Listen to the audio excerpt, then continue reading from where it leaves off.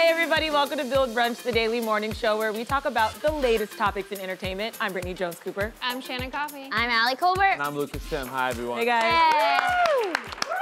Today we're going to talk about Twitter's new theory on actor Paul Rudd and Post-star Billy Porter's decision to wear a gown at the Academy Awards. Plus, Brit & Co shows us the best tips for self-care, and later, Broadway actress Isabelle McCalla stops by to discuss the prom. But first, as the Academy Awards came to a close Sunday night, the after parties were just getting started. Over at the Governor's Ball, Oscar winner Rami Malek celebrated by spraying champagne, while at Madonna's after party, the Queen of Pop buried the hatchet with original song winner Lady Gaga. I want to just give the table over to Lucas really quick for the Madonna Just get it out of the way. reunion. Just hold hands, guys. I know this was a really important day for you. World peace is possible. Yes, we're doing that we can find peace and love because Lady Gaga and Madonna are friends again. So round of applause to them. That was a big moment for me. For any Madonna fan, that party is the most exclusive party of the Oscar weekend. It's at Madonna's manager's house. It begins at 2:30 a.m. Jeez. This is a party where like Lindsey Lohan got kicked, like refused, was not let in a few years ago. Like it is A-list of A-list. You have to be. People sneak in, and they're like publicists sneak in their clients like limos. Like this is the party to go to. Madonna picks the theme, picks the guest list. There's no social media. But all we can know is that Lady Gaga, So Madonna. who took this? This was a professional photographer, Madonna's good friend, who was doing the photography of the night in his studio set up at the house. So remind me of their beef, though. I don't even remember. So the beef goes back to, well, when Lady Gaga first came on the scene, Madonna loved her and thought she was great and loved any woman who, you know, praises her. The beef kind of really started when Born This Way came out, and Madonna flat out said that it sounded a lot like Express Yourself and said it was, quote, reductive. Does it sound like Express Yourself? There are... Look it up. There are similarities. Yeah, it's the same beat progression. And then Madonna went on tour and performed Express Yourself and mixed Born This Way in seamlessly, and everyone was like, oh shit, the song sounds very similar. Put her on blast. And Lady Gaga, it hurt her feelings, because, you know, Madonna's Madonna, and have someone going after you like that pretty intensely. Yeah, why would Madonna do that? Like, isn't Madonna like the queen? I know. She's also the queen of shade, you know what I mean? Like, she'll throw it back at you if you give her... And they went back... She sounds great. No, Lady Gaga went back to Madonna, kind of said she's not a real musician. Madonna went back at her and saying, I have no problems with Lady Gaga. She's a very talented person. I just didn't like that she ripped off my song. So this moment... They've made up. Big moment. I really want a song with the two of them because that would be the ultimate of reconciliation. Reconciliation. Oh, yes. And the big union of the fan bases have been literally on this post. Madonna posted like Italian girls, don't mess with Italian girls, like love forever, Oscar winner Lady Gaga, and her Lady Gaga fans like, you old hag, you say you're sorry. And then Madonna fan comments like, you like stealer bitch, and like, guys, do you not see they are friends? Like, why are we fighting You anymore? bad person. Yeah.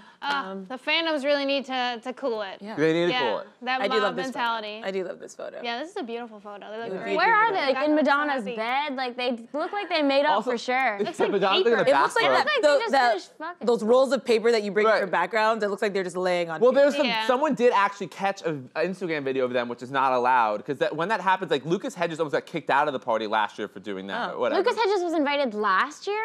Yeah, was Oh, because of that movie about. That's pretty big for it was Lucas just some studio or whatever that was set up in like some room, and it's like paper, and they're taking pictures of it or whatever. Yeah. I don't know. It's cool. Yeah. Good for them. Good for them. Also, Rami Malek opening that champagne. Did you guys see that? Yeah. It was like a real struggle. Yeah, he was struggling, and then as soon as he opens it up, he's like splurting it all over the rugs and the lights, and everyone around him is like, "Are you okay?" Even He's such a dweeb, like, this dude. Like, he's like, "That's what happens when you win an Oscar." And we're like, "Not always." Even the bartender was like, "Cool." Look at him. Look at his like, deranged face. Yeah. He's so he looks like a serial killer. Yeah, he's the only one having fun in that moment. Yeah, Everybody else is wearing like designer gowns. They're like, bitch, I gotta give these jewels back. Right. Yeah, everyone's like, that's the crazy guy who won for Bohemian Rhapsody. Right. Who wore buck teeth and won an Oscar. I think some people think he won for Mr. Robot. Yeah, he was really good that first season, Mr. Robot. That is true.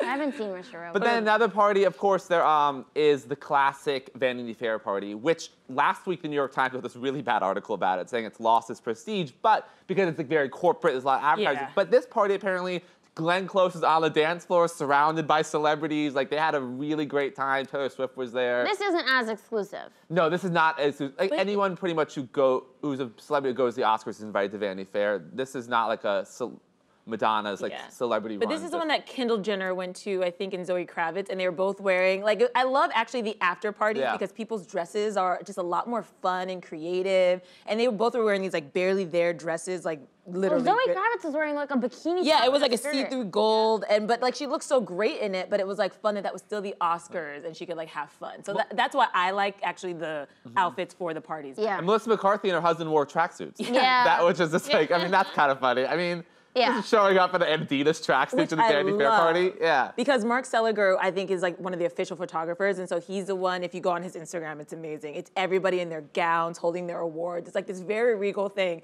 And then it's Melissa McCarthy and her husband in their tracksuits, like.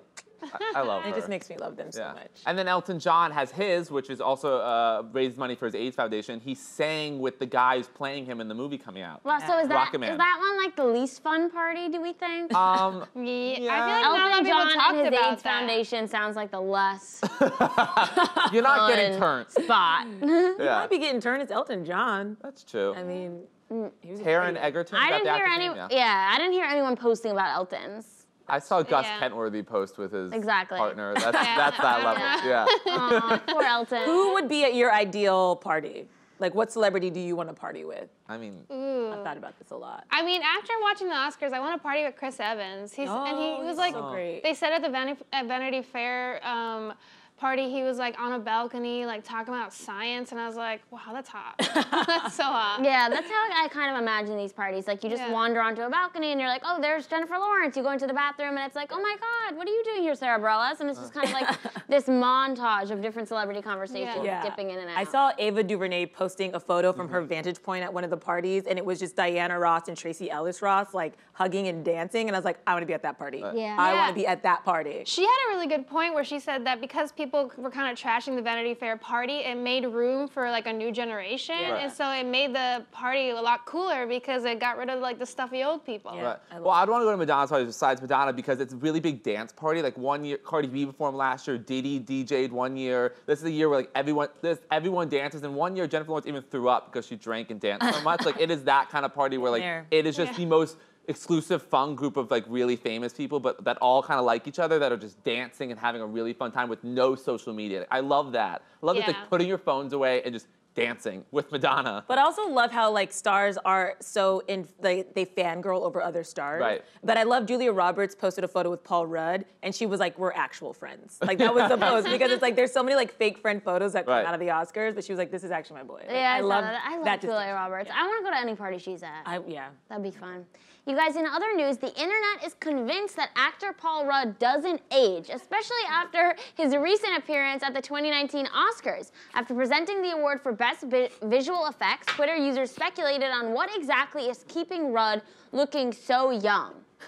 So, did you guys see Paul Rudd at the Oscars on Sunday? Like how young he looked on screen? Yeah, he looked like he aged, actually. You think? Yeah, you know what? I think Paul Rudd is one of the most handsome men. I think he looks so good all the time, and that's what we're shocked about. But as you can see with the side-by-side photos, he has aged. The issue here is that we are so used to seeing, especially white people, look so crusty and nasty when they age. Like, white people do not age well. They age like milk. We all know it. And but my favorite take on this was, this is what happens. Like, this is how your fave ages when they're not problematic. Right. And I think we all know Paul Rudd is a good guy. He's a positive dude. He doesn't stress. So he's aging well. If he was racist, he would look disgusting. Right. He would look like Mel Gibson or Mickey Rourke or those guys who just fucked up their faces. I saw a similar like joke made about Steve Carell, because they were like, this is what happens when you like don't like mess around on women and you're just like a nice dude. And he looks better with age. Yeah. So just Steve don't Carell be a has fuck-up. gotten hotter in the last decade. Yeah. Down. It's Salt like, and pepper works for him. It's science. Hate really takes a toll on your body. So if you're like a trash person, like you're gonna look so ugly as you age. So it's just like all the more reason, for selfish reason, be kind. Be nice. You might figure out the reason to get people to be nice to each other. Yeah, they're like, oh my God, I'm gonna stop hating black people. Honestly, if you go to LA and start like preaching, going to like centers like Soho House and start giving talks on that, I bet you like people get a lot nicer in LA. That will finally end racism and homophobia and every other. Losers. Yeah. But yeah, I mean,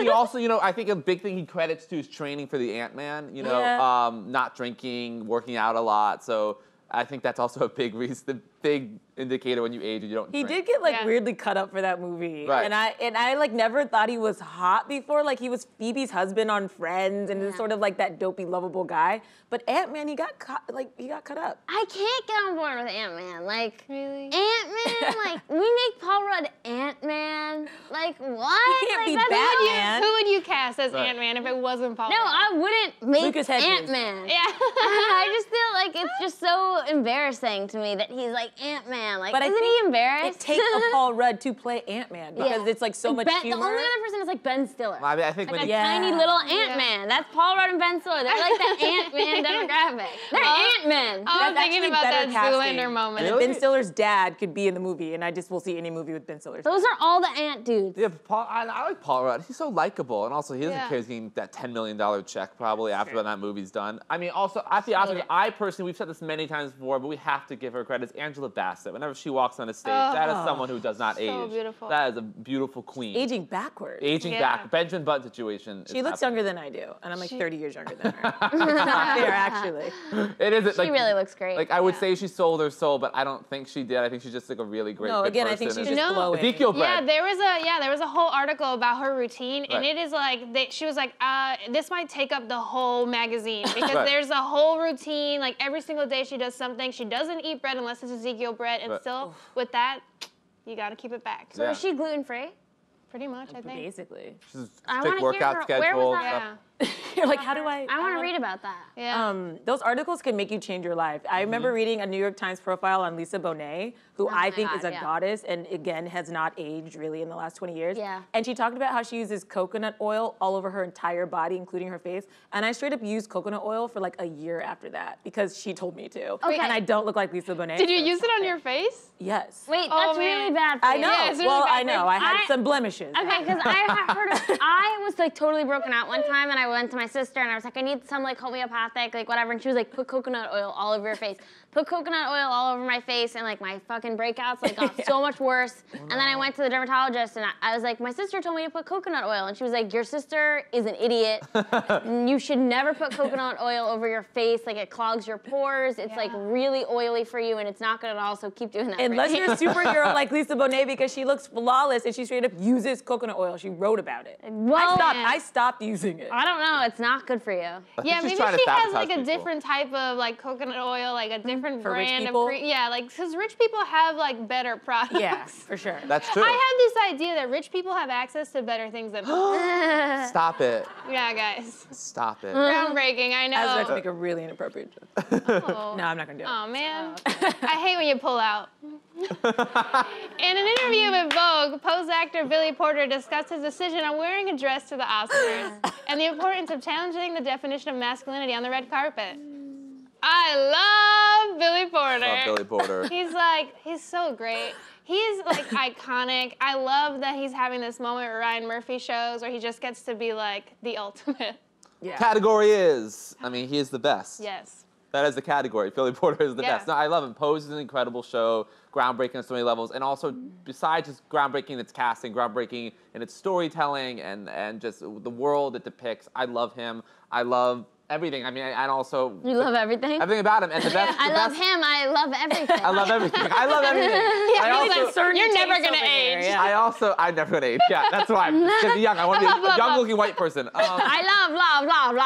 Speaking of a person who Real loved, brunch, love. who loved his look was Miss Glenn Close. Yeah. Yeah. Gave him the ultimate look of praise. I think we have a video. Oh, there. What it I is. love is Oh, you look get to at see her. it slowly wash over her. She's like, what is this? Oh. She's like taken aback by his She sheer. really just. I don't even understand it. It's like, I love it. I She's, feel like, like overcome. like she's being enchanted. Yes. Like he played a warlock in American Horror Story, and Yeah. I feel like in that moment she was like, oh, this was is under magical. spell. She's like, wait, who is that? Is that Billy Porter? That's Billy Porter. Look at him. Look at that gorgeous dress. Oh, dear. Oh, yeah. Or she was like trying to smell him. from Yeah. afar. Yeah, I was gonna say she It could smelled taste like lavender and wealth. I she don't know. looks like a dinosaur being born to me when she's like, Oh, no, I see a queen recognizing another. a queen But recognizing what do you guys another. think about the controversy over his dress and some of the naysayers who were saying, saying? I say, fuck them. Yeah, seriously, fuck you. But Fuck you. Yeah, there were some stupid people on Twitter, on Twitter.com where stupid people share their opinion all the time, who are like, look at this. You don't think that there's not an agenda? I'm not even gonna mention this stupid woman who's going viral. Her name, she's not worth our time. But literally, shut your ass up. If you are spending your time micromanaging what other people are wearing, you're fucking not busy enough. Right. Pay attention to your own goddamn life. Figure it out, all right? Stay in your lane. Yo, wake up, people. Yeah. Don't be puppets. Don't be puppets. This is the Matrix. We're in the Matrix. We can Open survive. your eyes. Seriously, Wear wake whatever up. you want. Wake up. Well, yeah. I was gonna say, I read a lot about this, and I think it's such a, there's so many different avenues to talk about this dress, and I think it's so important for so many reasons. He said in his interview with Vogue that he wants to now dress as a political statement. He wants people to have conversations around his clothes. He's certainly doing that, and I think in the Black community, a lot of people are having problems with this because of the history we've had of Black men dressing in dresses, emasculating themselves to get wide acceptance, right? A lot of comedians have done it, Jamie Foxx, Martin Lawrence. It's been a conversation, so I can understand why people have maybe a tough time with masculinity being challenged, because it's something that's so deeply ingrained in the community, but that's why we need Billy Porter. That's why we need men like this who are living their truth. This is his most authentic self, and you can see it. And I think that's so important to change the conversation around what a person wears, what a man is allowed to wear. Yeah, and in his Vogue article, he specifically said putting on this gown made him feel manly. He felt grounded. He felt strong in that moment. And he's like specified, he's like, I wasn't doing drag. I'm a man wearing a dress. And I think that is so important because we shouldn't automatically be like, well, obviously you're trying to be a woman now. No, men can wear dresses. Men can wear whatever the fuck they want. Just like women can wear tuxedos. Yeah, and it no doesn't like, challenge your femininity. I'm loving all the suits I saw at the Oscars. Oh my God. But men are held to a different standard in that, because a woman can wear a tuxedo like Kate Blanchett, and it's fine. He wears a dress and people are talking about it, you know, and it's like, why? Well, I mean, I think what he's doing is so great because it's our views of how masculine is good, feminine is bad. Ultimately, masculine is strong, feminine is weak. And, you know, I think what's interesting is that what he said is that, you know, it's not about being a gay man, it's not about him doing drag, it's about being a man and being empowered by wearing this outfit. That's why ultimately I believe, you know, our views of femininity needs to change. Why I think it will be a difference when we see a commander-in-chief in a dress. When we'll see a woman president wearing feminine clothing, because it will change our perception of what that clothing is associated with. Now, being a boy who grew up and liked feminine things, it was really hard, and it's hard when you're going against that norm. And I think society finds ways to denounce those men by either automatically labeling them as gay, which again is not a bad thing, but if he's a gay man, then he's not messing up the hierarchy of why masculinity is up top. So I think with Billy Porter, with all these, you know, new gender-neutral fashions and people challenging norms, we're seeing a change in that, and that masculinity isn't like the definition of strength or power or whatever. And I think Billy Porter's doing a really cool thing, inspiring a lot of people with And it. he talks about seeing gender-neutral clothing on runways. So again, we have this very Puritan society, but internationally, it is something that is happening more and more. Yeah. And I think the U.S. is always just kind of like late to the party. Yes. Oh yeah, you know? I feel like we're so behind. I'm very much looking forward to more stores, and they're definitely out there, but you have to seek them out, that are just like, here's a rack of clothing. This is not a gendered clothing. It's just like a piece of fabric that you put over your body, because we're kind of required to cover up our private parts. Although we shouldn't have to.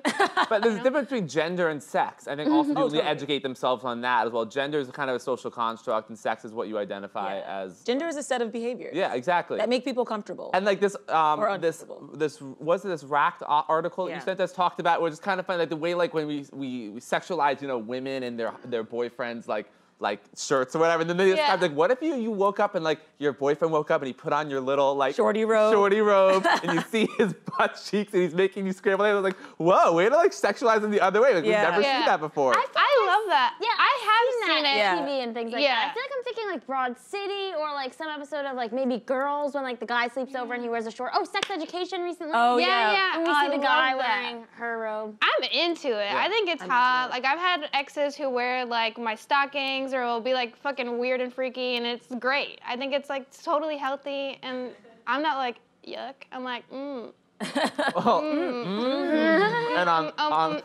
you guys remember when Leonardo DiCaprio was like young and new in Hollywood, where he used to wear headbands all the time? Yeah. He was so cute. You were into that, huh? I loved that. Okay.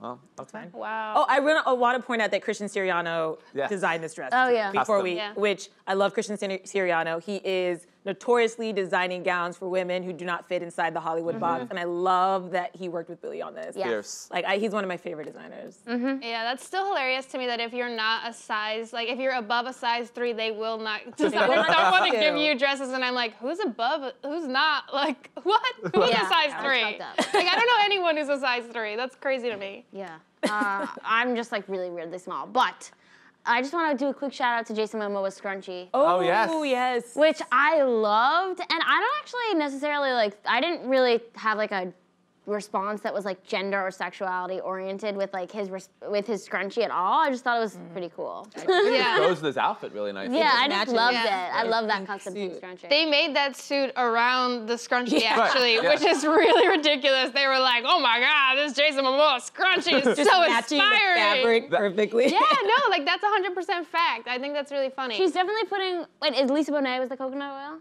Yes. She's putting all that coconut oil in his hair. Yeah, it looks great. I where wish we she's had a putting photo it. of him with the hair in the scrunchie. It is.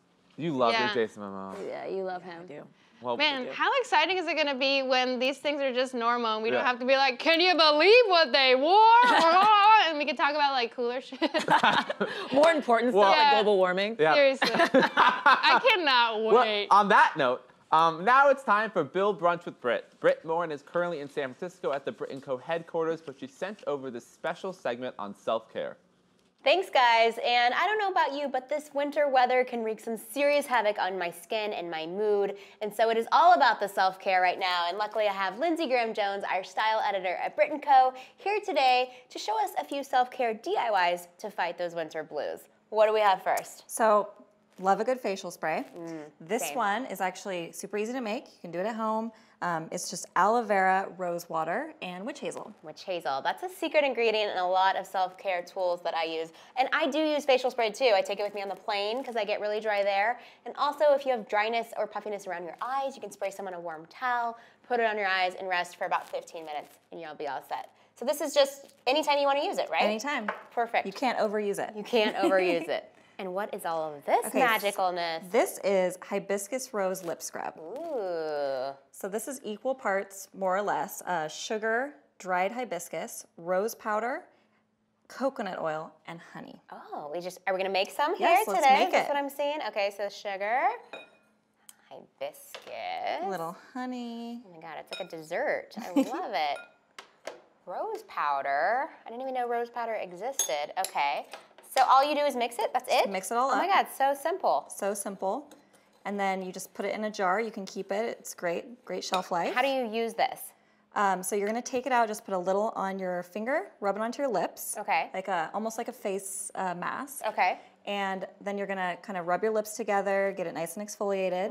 Get all those chapped dryness, dry flakies off of there. Yes, and then you're just gonna rinse it off with some warm water. Ah, it's just like a, face exfoliator, but for your lips. Perfect, love it. And you can eat it, so why not? Exactly. And what's this? Okay, so lastly we have my personal favorite, which is a cult classic Secret Aztec clay. Ooh, like a mask. Yes. So many women in our office rave about this stuff. And I know typically you just mix it with water, right? And Right. put it on, but you have some different Yes, ideas. so if you want to kind of step it up a notch, you can just add some of this apple cider vinegar if you have acne-prone skin. Okay, for redness, Yes. I get it, yep. And if you have really dry skin, use rose water in lieu of water. Okay. And it helps bring a lot more moisture back into your skin. Ooh, such fabulous ideas. Thank you so much, Lindsey.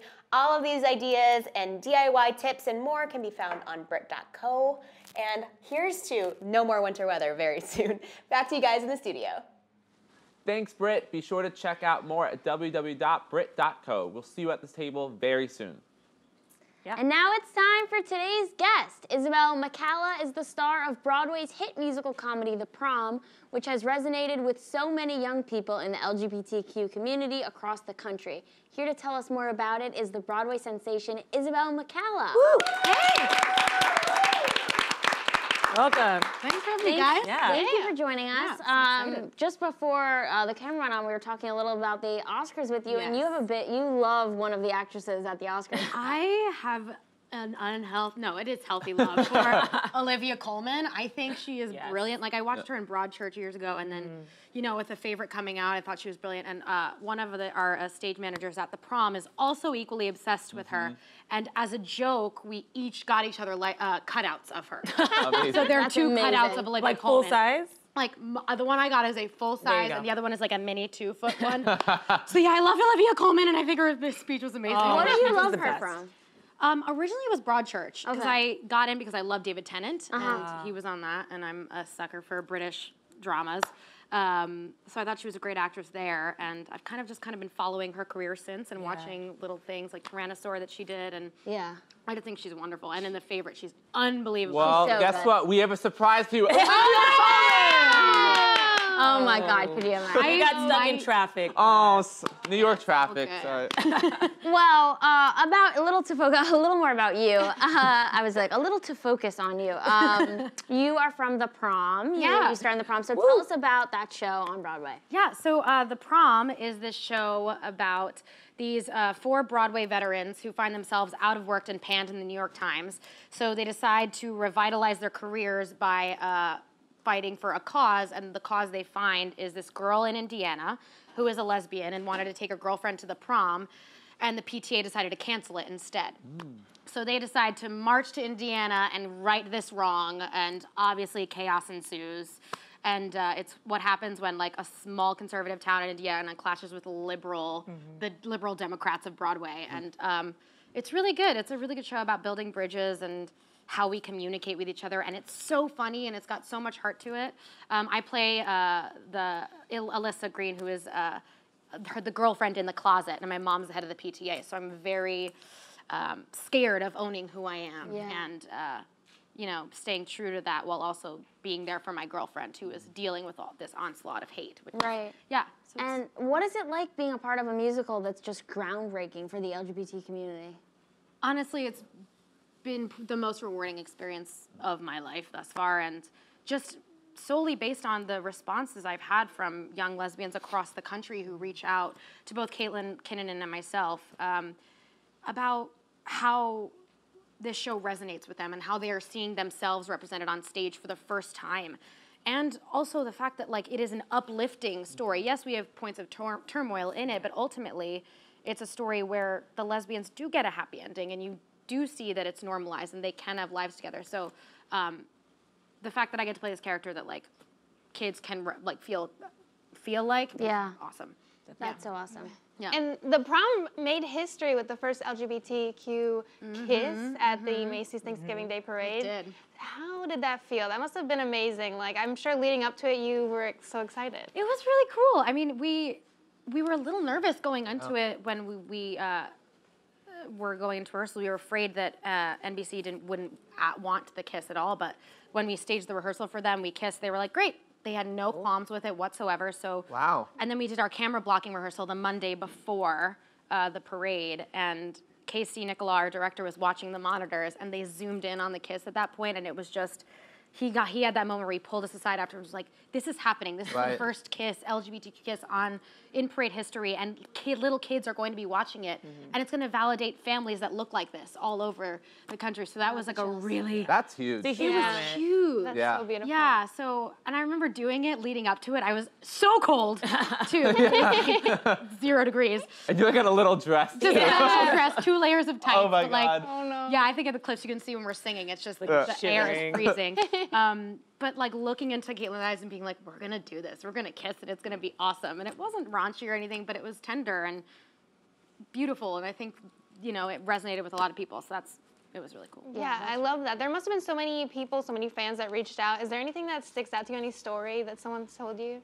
Yeah, I mean, there's the best ones for me are like, you know, after seeing the kiss, there were girls who told me that that was the moment they decided to come out to their families on Thanksgiving and have that conversation and start these long conversations, essentially, like, you know, because it doesn't happen, and for some families it's not easy. It's not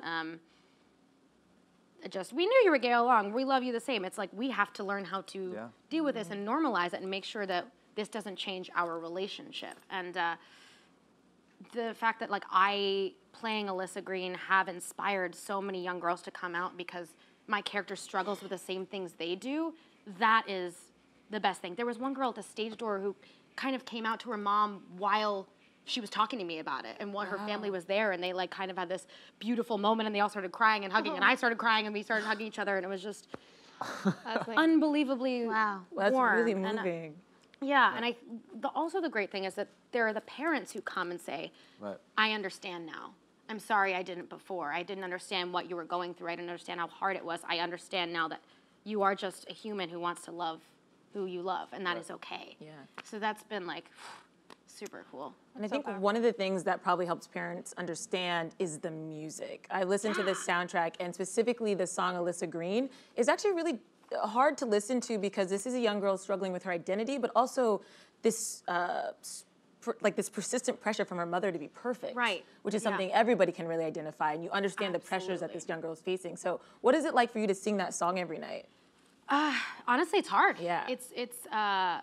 It's hard to go to that place vulnerably and emotionally because I do connect with that. I had a mother who was not is anymore, but was very difficult and had high standards for me, and I wanted to meet them. And when we have a loving relationship, it wasn't as bad as Mrs. Green and Alyssa's is, but when you feel the need to meet such high standards, you completely lose yourself, right? You're trying to fill that person's void instead of filling your own. So you become a lie within yourself and you don't know how to even build back yourself.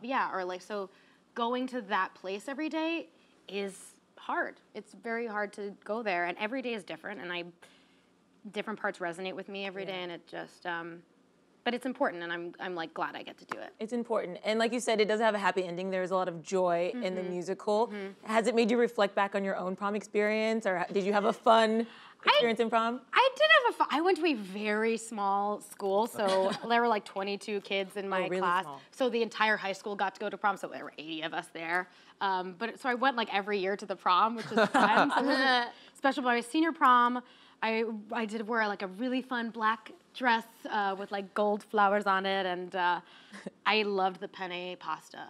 Oh. That was my thing. Food? When the food is good at prom. Let me tell you. They don't talk about that enough. My prom dinner actually was my favorite part of prom as well. I dancing barefoot, and then so I danced barefoot and I ate a lot of pasta. Yeah, that sounds fun. That's a winning night. My kind of prom. Yeah. Well, speaking of your career on Broadway, you also were part of the Broadway tour for Aladdin. Yeah. Where you played Princess Jasmine. So what was it like playing a Disney princess? So cool. Yeah. I mean, I got to, it's a complete opposite of Alyssa's.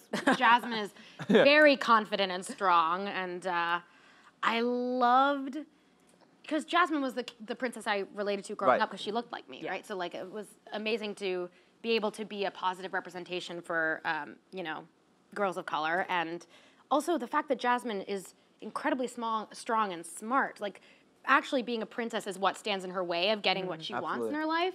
So being able to come at it from that point of view was like, hey, princesses are more than just their looks.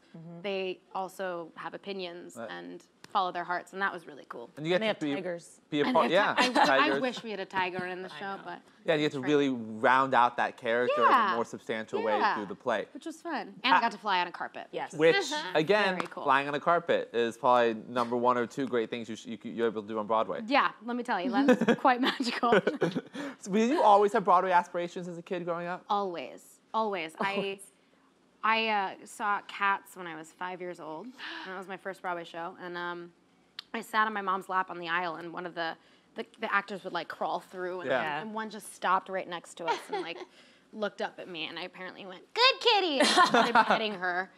And she like nuzzled into me, and then I asked my mom to get the VHS, and I watched it every day for a year. Yeah. And like pretended to be a different cat every day. So they're making the Cats movie with Idris Elba and Taylor Swift. Yeah. Idris Elba. Yeah. Right. I love Sexiest cat. So like truly. We got to get you on that. But any other Broadway roles you dream about being besides a cat? Yeah, besides a cat. Now that I'm an adult, I'd love to be Sally Bowles in Cabaret. Oh, yeah. That's awesome. A great show, and like she's just delicious and fun and iconic. Iconic, yeah. That's probably my dream role. Okay, well, we'll look out for that. We'll make some Great, calls. great. Isabelle, thank you so much for joining us. Yeah, thanks for having me. Everyone, make sure to head over to the Long Acre Theater in NYC and buy tickets to the prom. That's all from us. We'll see you tomorrow, same time, same table.